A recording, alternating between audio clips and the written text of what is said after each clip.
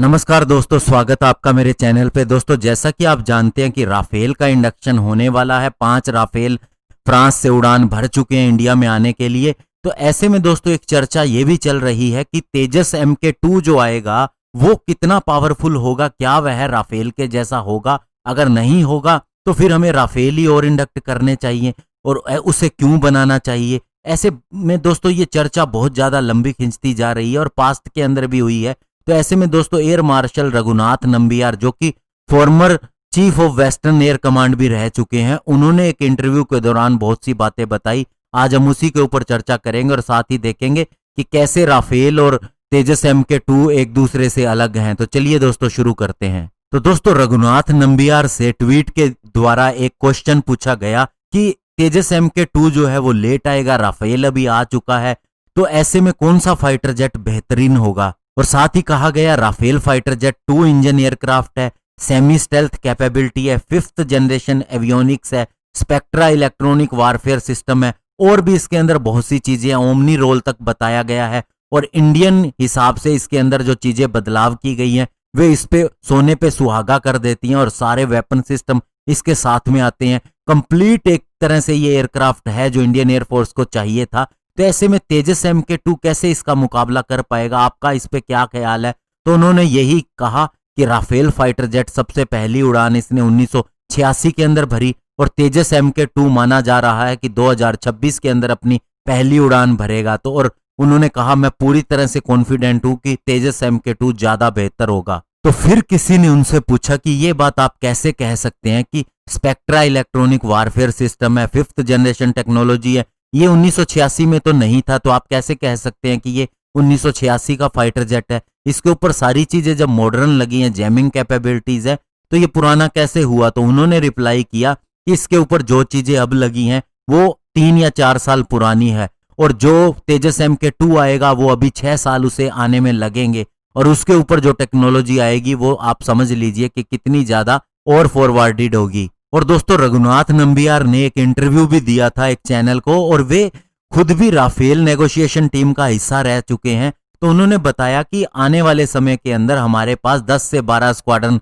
हो सकती हैं तेजस MK2 की और ये डेफिनेटली राफेल को पीछे छोड़ देगा, इसके अंदर कोई दो राय ही नहीं है। और दोस्तों उनका एक्सपीरियंस LCA तेजस के साथ भी रहा है। वे 7 साल LCA तेजस प्रोग्राम के अंदर काम कर चुके हैं और एक चेज पायलट भी थे और इस तरह उन्होंने पहली बार 2001 के अंदर उसके साथ में उड़ान भरी थी। उन्होंने बताया जो तेजस MK1A आएगा ये एक बहुत बड़ा टेक्नोलॉजी डेमोन्स्ट्रेशन होगा हमारे किसी भी लोकल बने एयरक्राफ्ट के लिए, लेकिन जब तेजस MK2 आएगा तो ये बेंचमार्क स्थापित करेगा, अपने खुद के स्टैंडर्ड स्थापित करेगा जिसे ADA ने बनाया है। और उन्होंने बताया कि ये मिराज 2000 से ज्यादा अपग्रेडेड होगा। हालांकि हम मिराज को भी अपग्रेड कर चुके हैं लेकिन फिर भी इसके अंदर ज्यादा फीचर्स होंगे जब ये अपनी पहली उड़ान 2023 के अंदर लेगा।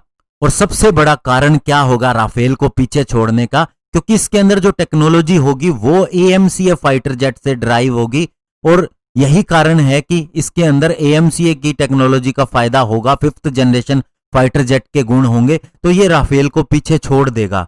और दोस्तों इसके पीछे सबसे बड़ी बात यह भी हो सकती है, जैसा कि आप जानते हैं कि चाइना रिवर्स इंजीनियरिंग करता रहा है, हमेशा ही उसने रशियन फाइटर जेट की कॉपी बनाई है।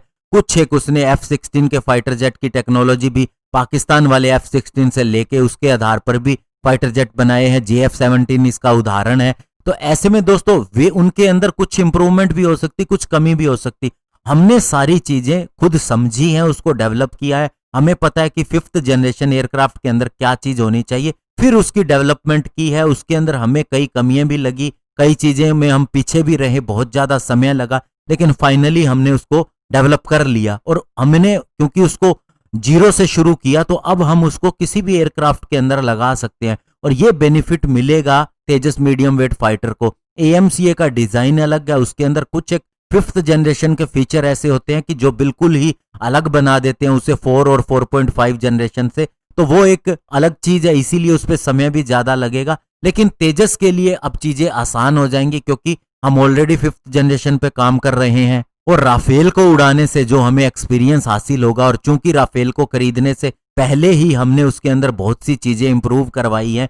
हमने जो MMRCA टेंडर था उसके हिसाब से इंडियन एयरफोर्स ने सारे फाइटर जेट उड़ा के देखे हैं, जिसके अंदर विश्व के सभी बेहतरीन फाइटर जेट आ जाते हैं। तो उनकी सारी कमियां और उनकी खासियत हमें पता लगी है, इसीलिए इंडियन एयरफोर्स भी इस मैन्युफैक्चरिंग के अंदर शामिल है, एक तरह से सहायक पार्टनर के रूप में। तो सारी चीजें उसी आधार पर की जा रही हैं कि हमें बाद में किसी और देश की तरफ न देखना पड़े। इसीलिए जो बहुत ज्यादा जरूरी है, इमरजेंसी प्रोक्योरमेंट के तहत जरूरी है, वही चीजें खरीदी जा रही हैं। और यही कारण है कि राफेल को 36 की संख्या के अंदर खरीदा गया। अदरवाइज जिसे 126 की संख्या में जैसा पहले प्लान था खरीदा जा सकता था, लेकिन नहीं किया गया, क्योंकि मुख्य हमारा फोकस अभी खुद के फाइटर जेट बनाने के ऊपर है। धन्यवाद। जय हिंद।